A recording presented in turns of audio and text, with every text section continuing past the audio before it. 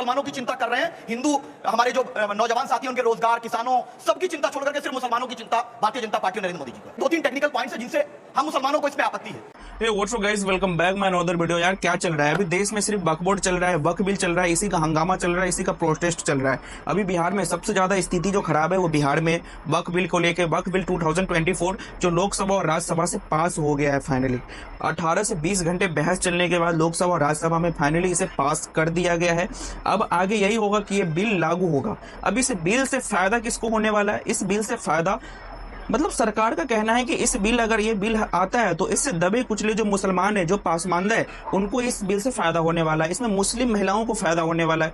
लेकिन जो इसमें बड़े बड़े मुसलमान है, जो धनी अरबपति मुसलमान है, वो कहते हैं कि ये अगर वक्फ बिल पास हो जाता है तो मुसलमानों से इबादत करने की जगह छीन ली जाएगी और इसे एक बड़े बड़े अरबपतियों को दे दिया जाएगा। पर क्या फैक्ट है बाद ही पता चलेगा। और सरकार का कहना है कि अगर ये बिल पास होता है तो जितने भी करप्शन था वक्फ बोर्ड को लेकर करप्शन था, उसे खत्म कर दिया जाएगा। और ये पावर, अब वक्फ बिल अगर ये पास होता है तो इसमें अब डीएम को ये पावर दिया गया है उस चीजों को जांच करने का। अभी बिहार में तेजस्वी यादव एकदम धरना प्रदर्शन कर रहे हैं, मुस्लिम लोगों के साथ बैठ के अपनी वोट बैंक मजबूत कर रहे हैं, क्योंकि अभी 2025 में इलेक्शन आने वाला है। देखिए, कानून बनाना चाहिए बहुत कड़ा। सारी जमीनें हड़प ली गई है, चाहे सरकारी हो या गैर, उसमें जो काम करने वाले लोग हैं सब बेच दिया है। प्राइम लैंड, ऐसा नहीं है कि कोई खेती वाली जमीन है। पटना के डाक बंगला पर जितनी प्रॉपर्टी थी ये सब पर अपार्टमेंट बन गया, सब लोगों ने लूट लाट लिया है। आगे से खैर अब तो लाइए इसको पास हम लोग कर देते हैं संशोधन आपका, लेकिन आगे से कड़ाई के साथ जो भी बंडियां बना रहे हैं। यार आप तेजस्वी यादव जी का भाषण सुनिए।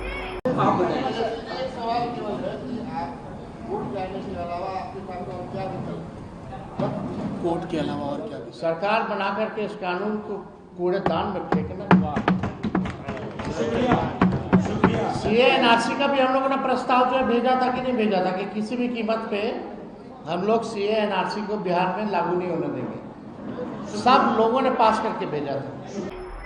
तो अब तेजस्वी यादव जी का कहना है कि अगर अब हमारी सरकार आती है तो इस वक्फ बिल को हम पूरे में डाल देंगे। अब एक बात बताइए, यही लालू यादव जी पहले कहते थे कि वक्फ बिल को जांच होनी चाहिए, वक्फ बिल के कानून पारित होनी चाहिए, लेकिन अब यही तेजस्वी यादव कह रहे हैं कि इनको कूड़े में फेंक देना चाहिए, कूड़े में फेंक देंगे जब हमारी सरकार आएगी। तो ये चीजें तो बाद में ही पता चलेगी कि अगर वक्फ बिल पास हो गया है फाइनली, जब ये लागू होगा तो किससे फायदा होने वाला है। तो ये चीजें हम सुधांशु त्रिवेदी जी से समझने की कोशिश करेंगे कि ये वक्फ बिल पास होगा तो किससे फायदा होगा, किसको फायदा होगा, किसको नुकसान होगा। क्या सही में जो बड़े बड़े मुसलमान है वो कह रहे हैं कि इससे हमारी इबादत करने की जगह छीन जाएगी। दोस्तों एक बात और मैं बता दूं, इसी तरह सेम पहले सीए और एनआरसी जब आया था तो बड़े बड़े जो मुस्लिम लोग हैं, जैसे ओवैसी हो गया और ऐसे ही बहुत सारे जो बड़े बड़े मुस्लिम हैं और अपोजिशन में जो बैठे लोग हैं, वो इसी तरह विरोध किए थे कि मुसलमानों की नागरिकता छीन जाएगी, मुसलमानों को देश से भगा दिया जाएगा। लेकिन ऐसा कुछ भी नहीं हुआ। ठीक है, तो चलो हम पहले एक डिबेट शो देखते हैं और एंजॉय करते हैं और समझने की कोशिश करते हैं कि आखिर ये वक्फ बिल किसको फायदा देने वाला है। ओके, तो लेट्स स्टार्ट द वीडियो। जब मोदी जी मुसलमानों को कुछ भी देना चाहते हैं, उनका विकास करना चाहते हैं, तो इनके पेट में दर्द क्यों जाता है? जैसे ही 3 तलाक कानून आया था तो महिलाओं ने खुलकर वोट दी थी मोदी जी को। अब मुसलमानों के खिलाफ, मुसलमानों के पक्ष में वक्फ बोर्ड का जो कानून आ रहा है, ये इसमें मुसलमान बढ़कर चढ़ के हिस्सा लेंगे।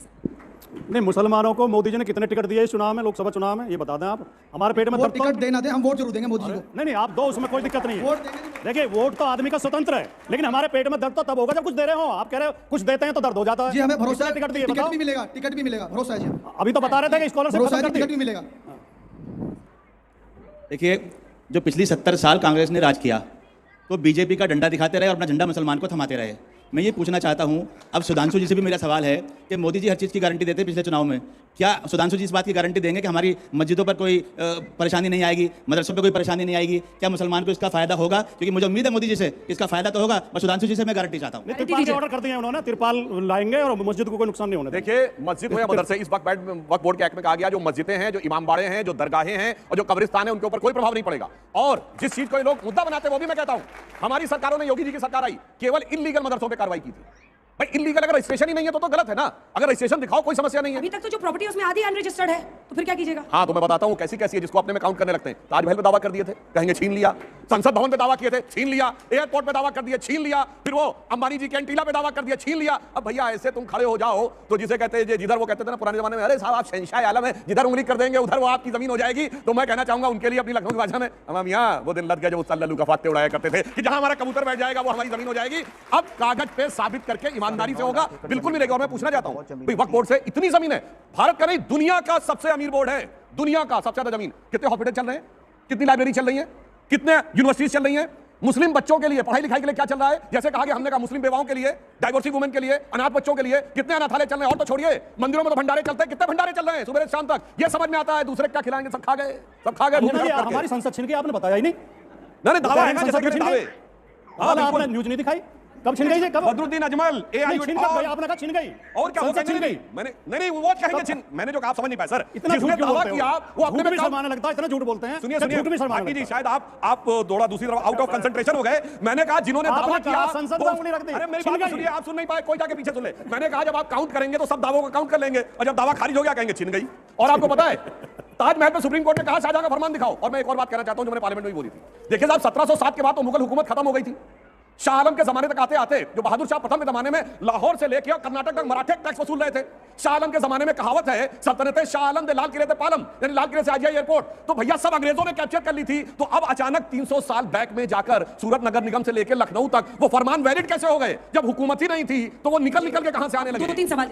सुधांशु जी है भाई, इनसे पंगा लेना नॉलेज के लिए बहुत भारी पड़ता है, अपोजिशन के लिए। तो यार बाकी आप क्या सोचते हो यार वक्फ बिल के बारे में, वक्फ बोर्ड के बारे में, क्या ये सही है? तो आप कमेंट में अपनी राय जरूर देना और मिलते हैं किसी नेक्स्ट वीडियो में। बैगन